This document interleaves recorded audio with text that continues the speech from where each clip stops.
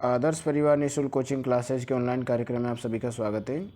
हमने उत्तरी अमेरिका में देख लिया है कि उत्तरी अमेरिका में सागर कौन से है, खाड़ियाँ कौन सी है और जल क्षेत्र कौन से हैं, ये हमारी चर्चा हो गई थी। अब थोड़े जलीय क्षेत्रों में हम लोग बात कर लेते हैं नदियाँ। उत्तरी अमेरिका की प्रमुख नदियाँ कौन सी हैं। तो चलिए बिना किसी देर किए क्लास को शुरू करते हैं। सबसे पहले आप देखोगे एक झील जिसके बारे में हमने पिछली क्लास में चर्चा करी थी, ग्रेट सालेव झील। इस गोले के अंदर आपको नज़र आ गई होगी ग्रेट सालेव झील या ग्रेट सालेव झील। ये ग्रेट सालेव झील यहाँ से एक नदी निकलती है। अब नदी कौन सी निकलती है तो आप देख पा रहे होंगे, यहाँ से एक नदी निकलकर उत्तर की तरफ जाती है और जाकर कहाँ, बियोपोर्ट सागर के नीचे है खाड़ी, अलास्का की खाड़ी, उस क्षेत्र में जाकर ये गिर जाती है। मैकेंजी की खाड़ी। इस नदी का नाम क्या है? मैकेंजी नदी। कौन सी नदी है भाई? मैकेंजी नदी है, मैकेंजी रिवर है। और ये कहाँ से निकलती है? ये ग्रेट सलेव झील से निकलकर कहाँ जाती है? उत्तर की तरफ बियोफोर्ट सागर के नीचे मैकेंजी की खाड़ी में गिर जाती है। तो ये मैकेंजी नदी हो गई, इसकी सबसे महत्वपूर्ण विशेषता आपने देख ली है। तो याद रखिएगा, जब मैकेंजी नदी कहाँ बहती है, ये कनाडा में बहती है। कनाडा में बहती है मैकेंजी नदी। और कनाडा में कहाँ? कनाडा का एक क्षेत्र है, यहाँ पर आप देख पाएंगे ब्रिटिश कोलंबिया। तो ब्रिटिश कोलंबिया वाला प्रांत है कनाडा का, ये इस वाले क्षेत्र में ये मुख्य रूप से बहती है। चलिए नेक्स्ट नदी की तरफ बात करते हैं। नेक्स्ट नदी आप देखोगे नीचे की तरफ है, मैं थोड़ा सा इसको नीचे कर देता हूँ। तो अगली नदी की हम लोग बात कर रहे थे। अगली नदी है भैया सास्कानचेवान नदी। सास्कानचेवान नदी, सास्कानचेवान नदी। तो सास्कानचेवान नदी कहाँ मिलेगी भाई? अब थोड़ा सा इसको देख लेते हैं, सास्कानचेवान नदी की क्या विशेषता है और ये कहाँ पर इसकी लोकेशन है। ओके, तो आप देखेंगे कि सास्कानचेवान नदी जो है वह यहाँ पर इस क्षेत्र में रॉकी पर्वत हैं। हम देखते हैं उत्तर अमेरिका के पश्चिमी क्षेत्र में पूरी तरीके से रॉकी पर्वत श्रेणी का विस्तार है। अब इस रॉकी पर्वतीय क्षेत्र से यहाँ से एक नदी निकल रही है और ये नदी निकलकर आगे कहाँ की तरफ जाती है? आगे जाती है पूर्व की तरफ। और पूर्व की तरफ ये नदी निकलकर जो है ये सास्कानचेवान नदी निकलकर इस प्रकार से जाती हुई एक झील जिसका नाम है विनिपेग झील। याद ही करिए, हमें विनिपेग शहर के बारे में पढ़ा था, विश्व की मक्का मंडी, ये विनिपेग झील में जाकर गिर जाती है सास्कानचेवान नदी। अब अगली नदी की हम लोग बात कर लेते हैं जो इसी झील से निकली है। अगली नदी की हम लोग बात कर लेते हैं जो इसी झील से निकली है। किससे? इस विनिपेग झील से निकली है। ऊपर की तरफ आप एक नदी देख पा रहे होंगे जिसका नाम है नेल्सन रिवर। तो नेल्सन नदी जो है वह कहाँ से निकली है? विनिपेग झील से निकलती है नेल्सन नदी। और आगे जाके किस क्षेत्र में जाकर ये गिर जाती है नेल्सन नदी? ये गिर जाती है हडसन की खाड़ी में।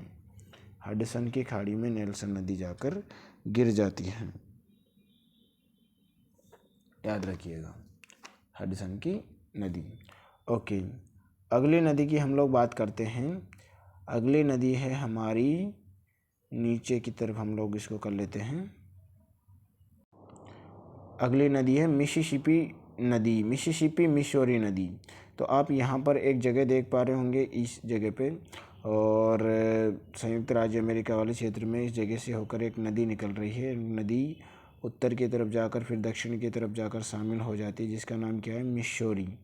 अब ये तो हो गई उत्तरी अमेरिकी क्षेत्र में। अब कुछ नीचे वाले क्षेत्र में भी हम इसकी बात कर लेते हैं।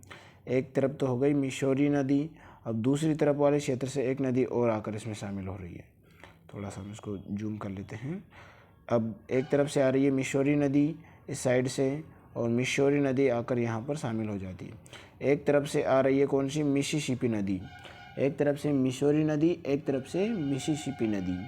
और मोंटाना लिटिल रॉक से निकलकर ये क्या होता है, नीचे की तरफ आकर कहाँ पर मिल जाती है? एक नगर है यहाँ पर सेंट लुइस। सेंट लुइस पर आकर ये मिल जाती है। सेंट लुइस नगर इनके किनारे बसा हुआ या इनके संगम पर, मिसिसिपी मिसौरी के संगम पर बसा हुआ शहर है।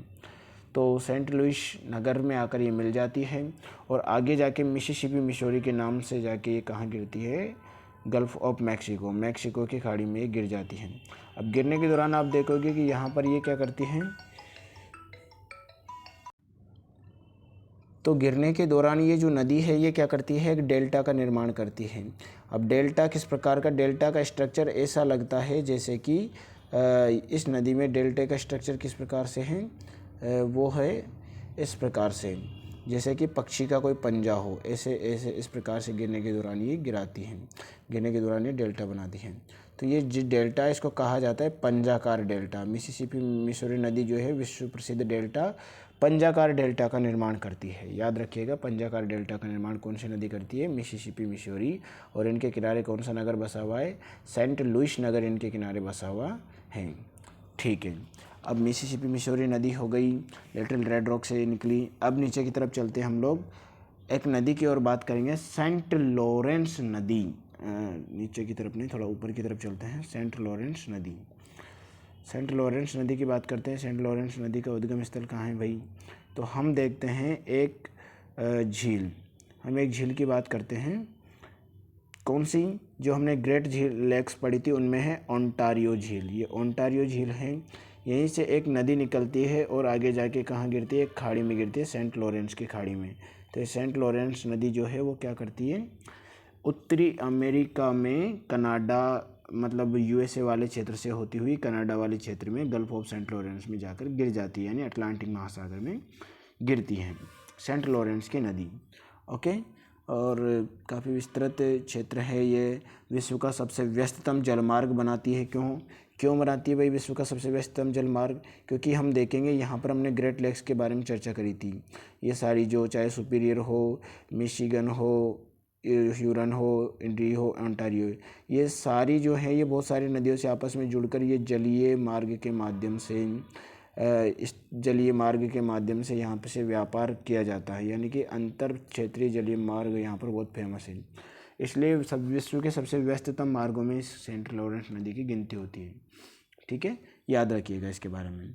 ओके, अब एक चीज़ मैं आपको यहाँ पर बताता हूँ सेंट लॉरेंस नदी के संदर्भ में। देखिएगा, इसको मैं थोड़ा सा और जूम करके आपको बता देता हूँ।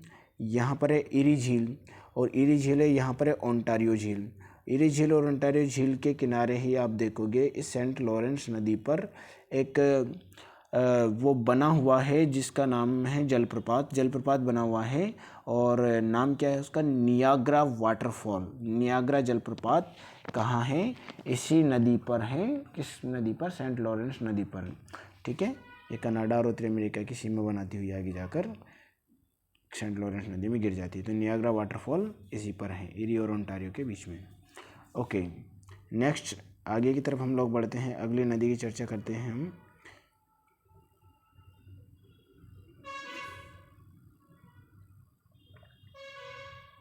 अगली नदी है कोलोराडो नदी। अब कोलोराडो नदी कहाँ है भाई, तो आप इसमें देख पा रहे होंगे कोलोराडो नदी, यहाँ पर एक क्षेत्र है, कौन सा, यहाँ ये डेनवर जो है, डेनवर क्षेत्र है यहाँ पर, और संयुक्त राज्य अमेरिका में ये बहती है। यहाँ से होकर ये पश्चिम की तरफ कोलोराडो नदी जाकर कहाँ गिर जाती है, कैलिफोर्निया की खाड़ी में गिर जाती है। नीचे कैलिफोर्निया की खाड़ी है, तो कैलिफोर्निया की खाड़ी में ये गिर जाती है सेंट लॉरेंस नदी, सॉरी कोलोराडो नदी। और इस पर दो डैम भी बने हुए हैं, बीच बीच में दो डैम भी बने हुए हैं। एक डैम है ह्यूबर डैम, एक बना हुआ है बोल्डर डैम। दो डैम प्रमुख रूप से यहाँ पर बने हुए हैं, ह्यूबर डैम और बोल्डर डैम। तो मानव निर्मित डैम है ये। सूती वस्त्र उद्योग जो है वो इस नदी या इस क्षेत्र नदी घाटी क्षेत्र में बहुत प्रसिद्ध है, कोलोराडो नदी घाटी क्षेत्र में। तो कोलोराडो नदी का उद्गम स्थल कहाँ है भैया, संयुक्त राज्य अमेरिका से आती है और कहाँ गिर जाती है, मैक्सिको होती हुई कैलिफोर्निया की खाड़ी में गिर जाती है। ओके, अगली नदी की तरफ हम आगे बढ़ते हैं। अगली नदी हमारी रियो ग्रांडो नदी। नीचे की तरफ आपको फिर से एक नदी दिखाई देगी, रियो ग्रांडो नदी। ये कहाँ से निकल रही है, रियो ग्रांडो नदी संयुक्त राज्य अमेरिका और उस वाले क्षेत्र से निकल कर ये आती है। मतलब यहाँ पर संयुक्त राज्य अमेरिका का एक स्थल है एक्वेरिया के पास में, और यहाँ से निकल कर ये बहती हुई कहाँ आती है, मैक्सिको। मैक्सिको और संयुक्त राज्य अमेरिका की प्राकृतिक सीमा कौन सी नदी बनाती है, तो इसके बारे में पूछा जाता है। ये बनाती है रियो ग्रांडे नदी, और ये गल्फ ऑफ मैक्सिको में आकर गिर जाती है। ठीक है, तो रियो ग्रांडे नदी संयुक्त राज्य अमेरिका और मैक्सिको की प्राकृतिक सीमा बनाती हैं। ओके, अगली नदी की हम लोग बात करते हैं यूकान रिवर। अब यूकान रिवर के लिए हमें थोड़ा सा ऊपर की तरफ जाना पड़ेगा। यूकान रिवर, ओके, पहले आप थोड़ा सा यहाँ से देखिए।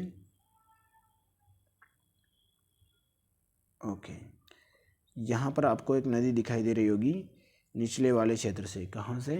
बेरिंग सागर वाले क्षेत्र में जाकर एक नदी गिर रही है इस प्रकार से निकलती हुई। ये जो नदी है ये है यूकान नदी।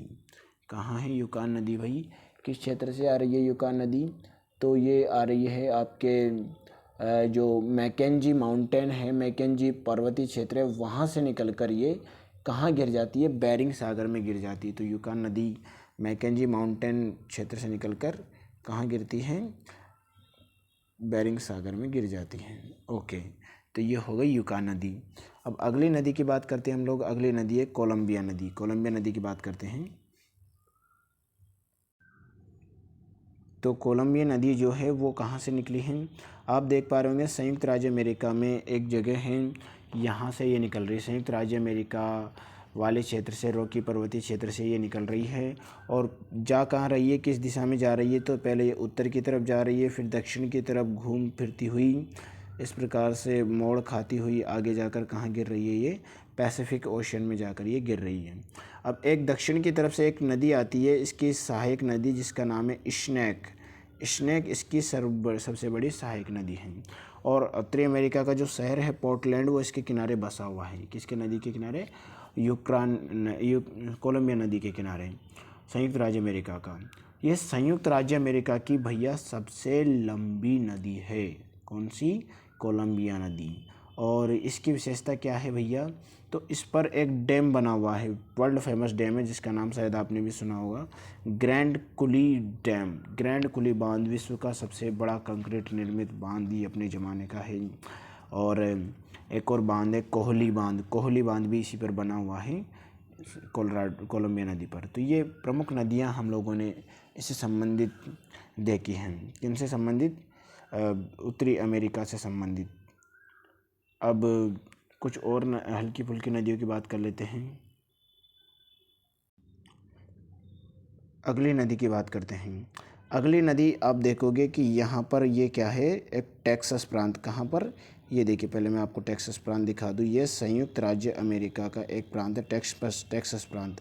याद करिए, ये वही टेक्सास प्रांत है जहाँ पर एक कार्यक्रम हुआ था। इसका एक शहर है बहुत फेमस है, ह्यूस्टन शहर। ये तटीय के शहर है। नीचे देखिए अब ये तटीय शहर में एक ह्यूस्टन शहर, जहाँ पर हमारे भारत के प्रधानमंत्री गए थे और एक बहुत बड़ा प्रोग्राम हुआ था हाउडी मोदी नाम से, जब डोनाल्ड ट्रंप अमेरिका के राष्ट्रपति थे। तो इस टेक्सास प्रांत से क्या होता है भैया? एक नदी निकलती है। इस टेक्सास प्रांत से एक नदी निकलती है। नदी का नाम क्या है? नदी का नाम है रेड रिवर। ये रही एक क्षेत्र में, ये रेड रिवर इस प्रकार से इस टेक्सास प्रांत से होती हुई आगे जाके कहाँ मिल जाती है?